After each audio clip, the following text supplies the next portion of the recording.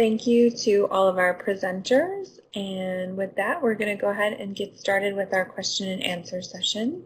If anyone has questions, please put them in the chat pod, and we will go ahead and try to get as many questions as we can in today. And with that, our first question is for Dr. Kozak. What analytical methods do you recommend to use for characterizing polymer excipients for Q1, Q2 assessment? Thanks for that question.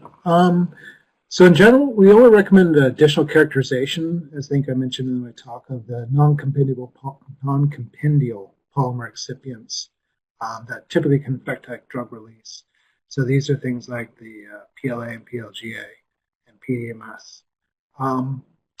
In general, we'll recommend that in the PSG, which of these polymers it should be characterized. So I wanted to say that before kind of get into what types of analytical methods you should potentially use. But the real aspect here when looking at the method is it should provide a structural characterization of those polymers. And it's a comparative to the reference product and also your product, extraction from both of those. So things to get structural analysis are things like NMR, where you can get things like a monomer ratio if it's a copolymer, or even in-group sort of structure. Things like size exclusion chromatography to get things like molecular weight and relative distribution. I think an awful lot then there also too is we've done a lot of research in this sort of space through the GDUFA. If you noticed on the slide I presented, there's a number of citations that you can find for some of these analytical methods that we've done in this sort of space, as well as on the GDUFA research site. So it said like the main sort of things you're looking at is for structural composition, and we wanted a comparative assessment compared to your product and also the reference product. Great, thank you so much. And our next question is for you. For Q1 and Q2 for vaginal soft capsule required for medicament and capsule shell, both if there's no PSG guidance available, can they waive the clinical endpoint study based on Q1 and Q2 approach for vaginal soft? This is another really good question. I think what we're really looking at here is, so for the vaginal capsules, as well as all the other sort of dosage forms we mentioned, is formulation sameness isn't necessarily a part of a regulation. So things that are not like parental ophthalmic erotic. So within those, really the formulation sameness comes down to the BE approach that you're going to propose. Now, within that sort of aspect, we're going to speak probably a lot more on tomorrow's session about how you can justify or support a BE approach. And one of those things is a part about proposing a sameness assessment. And that the formulation being similar from your test product and also the reference product helps us support a potential approach that may include things that necessarily don't include, let's say, a comparative clinical endpoint study. But really this is product specific and really comes down to how justified and how much information your approach is concerning. So what we'd recommend in that case, if there's no PSG and you're proposing an approach that has a formulation comparativeness, is to submit that as like a pre-ANDA meeting with your information, not only in your formulation and the testing back to that reference product, but also additional information that supports that that product is same to or equivalent to the reference product.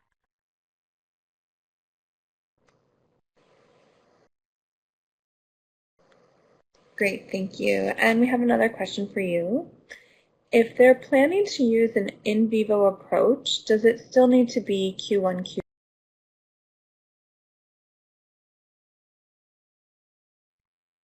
Q2? So yeah, I think, like I said, is we'll speak a bit more about BE approaches and sameness with formulation. So it really comes down to what the route of administration is. So there's specific sort of formulation components for, as we mentioned, like I said, with the parental ophthalmic anotic, and there's only specific exception excipients that would be allowed to be different. But for the other dosage forms, there's allowed to be more formulation differences, and then depending on those, it's the BE approach you propose. So in this instance here, you're proposing an in vivo BE study, and so the potential failure modes of differences of formulation are going to be assessed through that in vivo sort of study. So in that aspect, your formulation assessment isn't going to be as critical so long as it's acceptable for ANDA submission and you've got an appropriately designed BE study. It'll be appropriate for that sort of submission and potentially acceptable.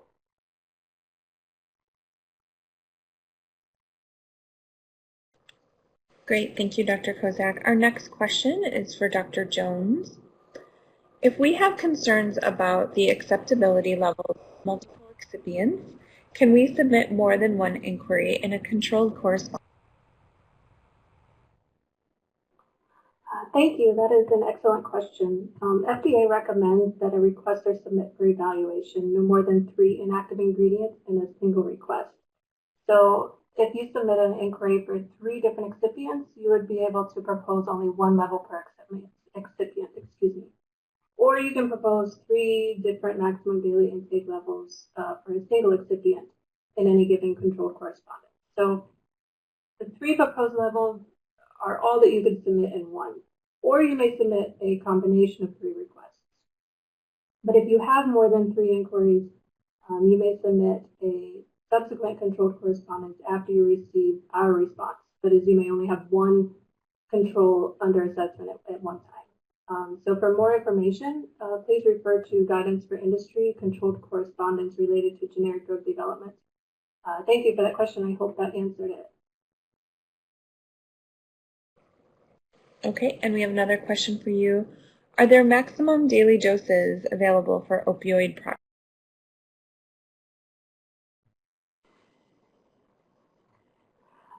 That is another great question. Thank you. Frequently for opioids, there is no maximum daily dose, but there is a maximum theoretical daily dose, or MTDD. MTDDs are based on current clinical use data for an opioid-tolerant individual. And because of this, MTDDs may change over time if clinical use changes. And for this reason, we recommend that you submit a controlled correspondence so that we may provide a response based on the current thinking or existing clinical use data. Thank you. All right, we have another question for you. In your example, you stated that taking 62 2 milligram capsules in one day is not realistic in clinical practice. Do you have clinically realistic recommendations for oral?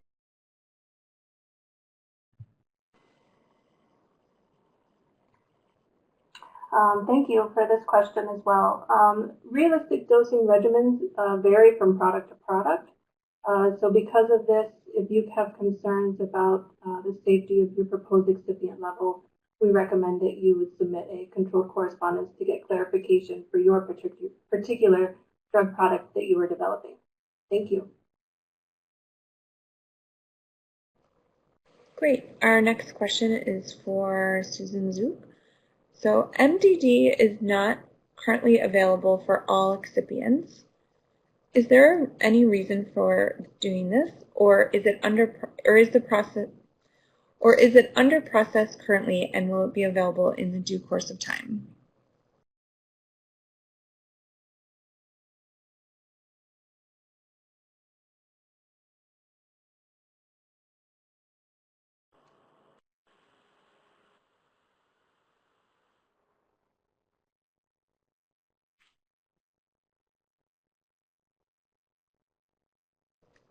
Okay, we're having a little audio things with Susan, but I think we'll go on to Dr. Huang. So your first question is, what are the toxology approaches to qualify impurities? Thank you for the question. So my talk today is about safety assessment of excipients. However, we do have a talk about qualification of impurities in last year's SBIA presentation. Please go visit the SBIA website for impurity qualification.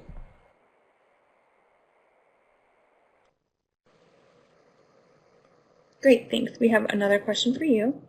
If the IID database is available for different routes than the intended for their formulation. For example, the intended route is buccal and the IID is with oral. Should we consider that excipient is novel? And can this gap just be addressed with literature-based justification and study-based local? I try to answer this question as much as possible. So in DCR, we perform safety assessment of excipients on a console basis. So other disciplines will hopefully determine that whether the excipient is novel or not. I don't think we get to determine it's a novel or not.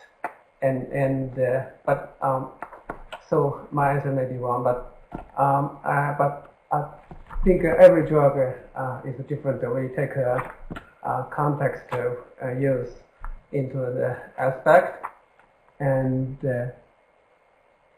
we do expect the applicant to provide a safety justification for excipient in use, even it's listed in IID, because it's a context use is a determining factor, and IID may not provide a full picture of the context for use.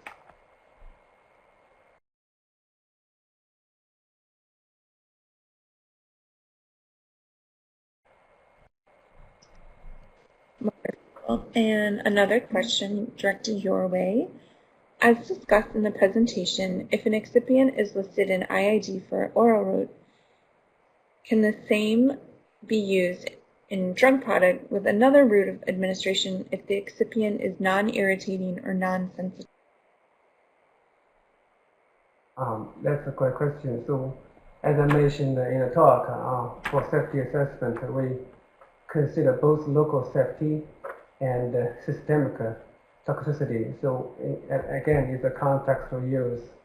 So, if the route of administration is different, we need to consider the specific route of administration to determine whether we need both local safety assessment and a systemic toxicity. So again, it's a case by case. Sorry here. Thank you. All right, thank you. And we have another question for you. For a transdermal patch where the drug is incorporated into the adhesive, which is an excipient, what type of local toxicity data would be expected for the adhesive?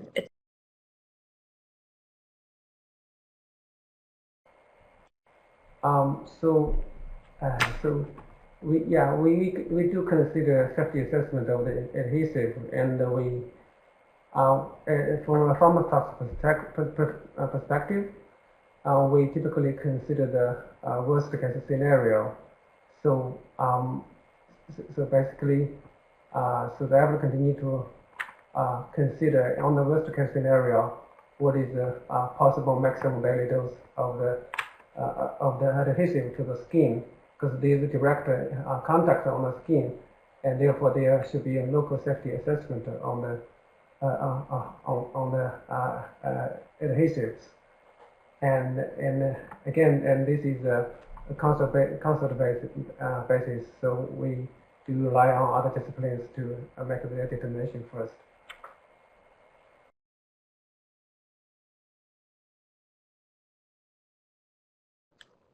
Great, thank you. And we're going to go back to Dr. Kozak. For soft gelatin capsules, does Q1, Q2 sameness, is that required for a shell part with the reference list?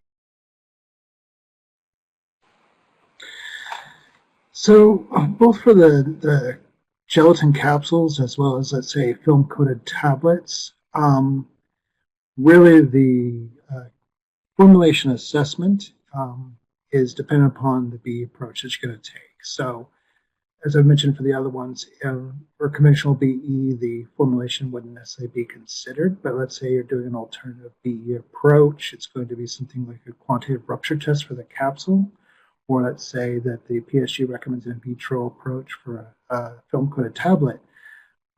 Regardless, the capsule shell, and as well as the film-coated tablet, is not considered, those components are not considered part of the formulation assessment. You may be asked to add a little bit of information about the composition to ensure that they're not necessarily completely different, but they're not a part of a traditional sort of like formulation assessment for that approach. Okay, great. And another question. For a product, if the reference listed drug is withdrawn, can Q1, Q2 be submitted versus RS product instead of RLD? So this is another great question. It really comes down once again to that Code of Federal Regulations. In particular, for parental ophthalmic and otics, where you have a specific Q1, Q2 sameness, that is always against the reference listed drug. And so therefore, if it's those types of products, you're always expecting to match your Hagen assessment to the RLD. Now, for other dosage forms, the expectation is still within reference listed drug, but you may have an aspect where, because it's not in the Code of Federal Regulations, you can submit things like a pre-ANDA meeting request or even a control correspondence to justify formulation assessment to an RS. But in general, the most appropriate is to do it against a reference listed drug.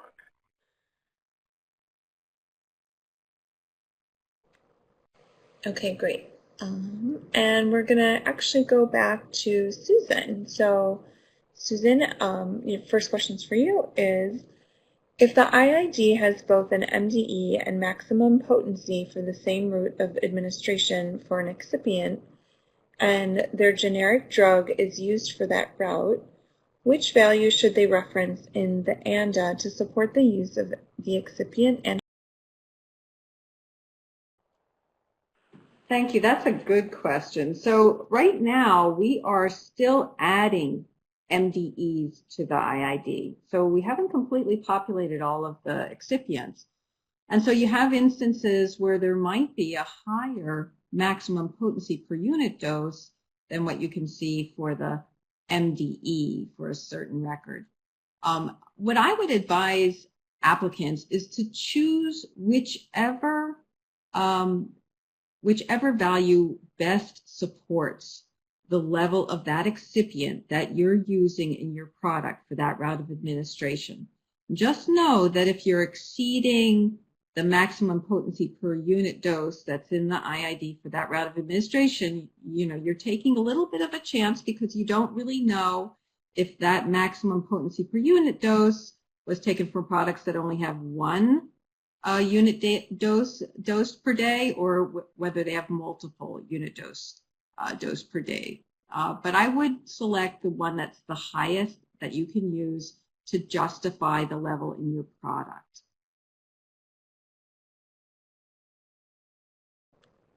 Great. Your volume sounds excellent. So, another question for you. How does FDA select the records for which MDE is added? Are certain records being prioritized?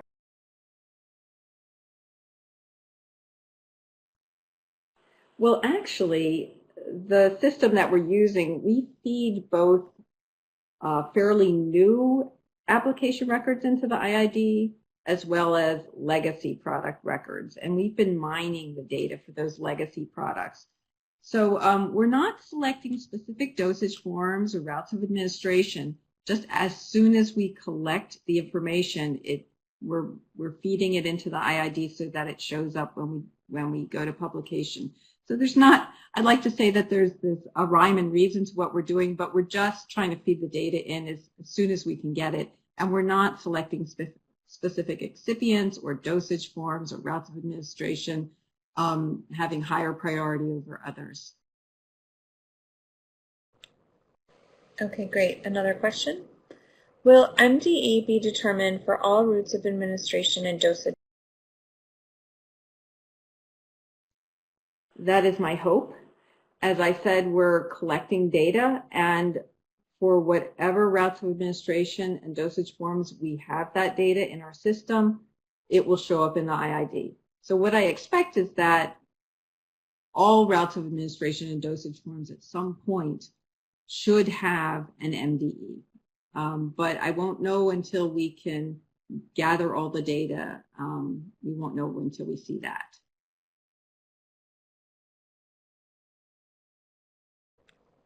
Okay.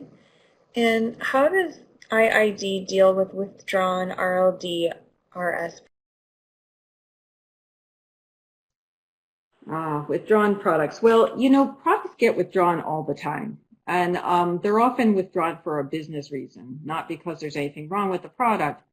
So as long as the product was not withdrawn for safety or efficacy reasons, we do still publish the level of that excipient for that route of administration and dosage form in the IID.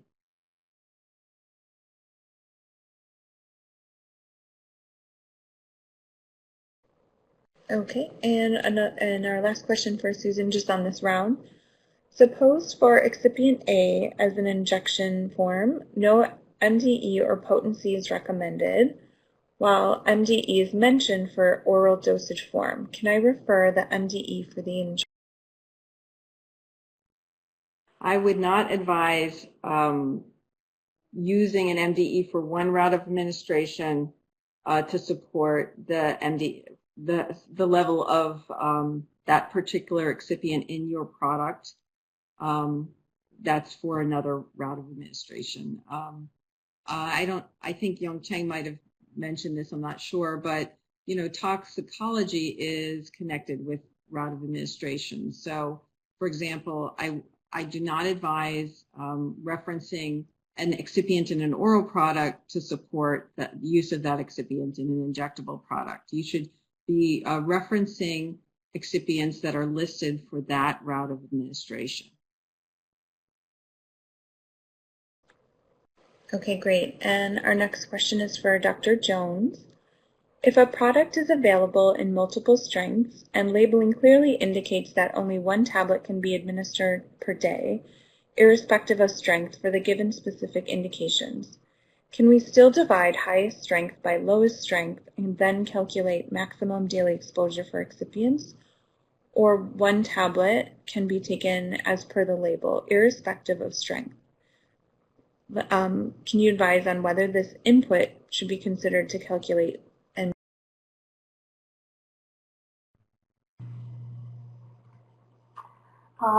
Thank you for this question. I hope I understand it appropriately. Without knowing the specific drug product you are referring to, generally speaking, I would say the RLD labeling does not provide specific instructions for each individual strength.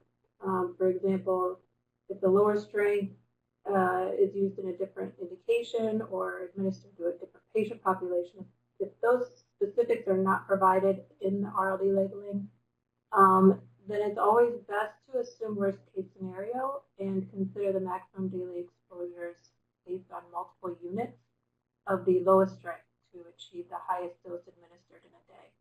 And that's assuming that the dosage form is not formulated directly proportional. I hope that answers your question.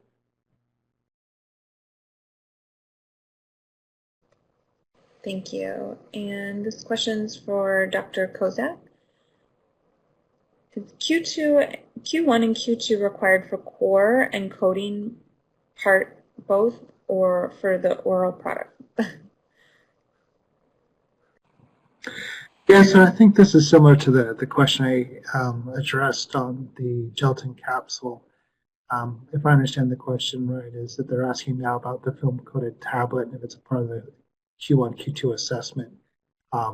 And like I said previously, is that this is generally for a BCS waiver or for a proposed in vitro approach that's in a PSG, but ultimately the coding is not considered part of the assessment. You probably have to add information about what the composition is or what the overall ingredients that are used there, but it wouldn't be a part of the sameness assessment to the reference product. Okay, and another question for you. For ANDAs proposed with different exception excipient, for example, different buffering agents, how can we get FDA's advice on acceptance of such an? Okay, this is a good question. In general, as long as it's a change in exception excipient and those are, like I said, exception excipients are defined for the print ophthalmic anodic. Those would be generally acceptable for ANDA submission. Now, the next step that you want to really get FDA's advice on, or OG's advice on, is what type of BE or bioequivalence information or approach that you would take for such a product or such a change in formulation. And those can be done through the control correspondence, where you've either got a formulation assessment say be acceptable for submission, or you can do, if it's made, say, a more complex product, you can come in through the pre-ANDA meeting and discuss why and how your change in exception excipient wouldn't affect the overall bioequivalence and how you get to demonstrate that. So that would be the two different approaches I'd look at to get FDA's feedback on that. Great, thank you. And our next question is for Susan Zook. For a given excipient, if the maximum potency per unit dose value is higher than the MDE for an oral route of administration, can an applicant use the maximum potency for justifying their excipient levels in an ANDA application? The answer is yes. You have a choice when you're looking at the IID which record you want to use to support the level in your application. And I would recommend picking the highest level that you can choose for the same route of administration to support your application.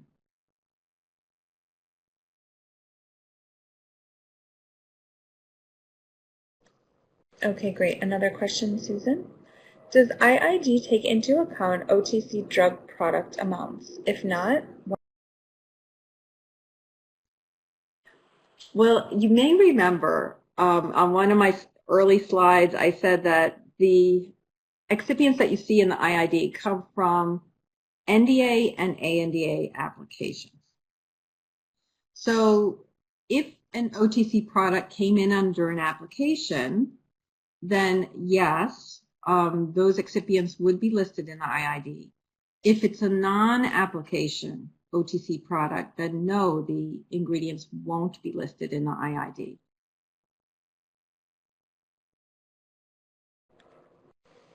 Okay, another question for you, Susan. If the milligram per unit dose is higher than the MDE on IID database, should we assume the higher number milligram is to be used? I think you answered this. It's basically the same question. If you see a maximum potency that's higher than the MDE, you can reference that maximum potency. Pick the value that supports your application, whichever one it is. Okay, great. And our next question is for Dr. Huang.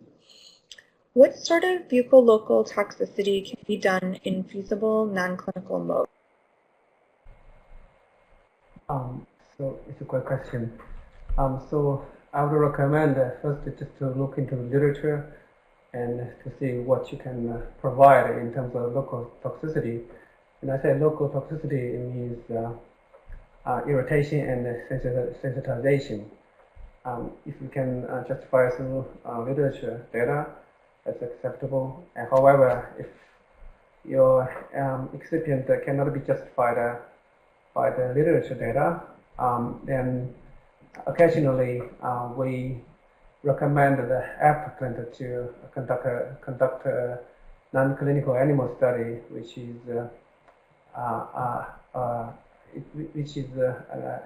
done in hamsters, and you can look for such studies online, and I'm sure there are a lot of CROs doing these kind of studies.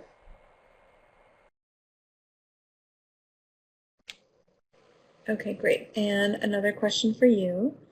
If a high molecular weight excipient for a topical route is applied on compromised skin, do we still need to consider the systemic absorption while evaluating?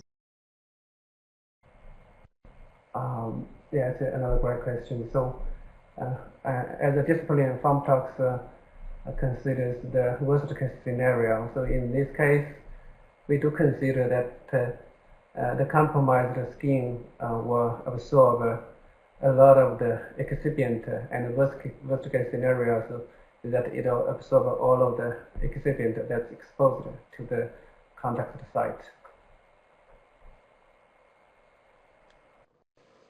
Great. Thank you so much to all of our presenters. Thanks for answering the questions and for your great presentations and taking time out of your day to speak with our audience. So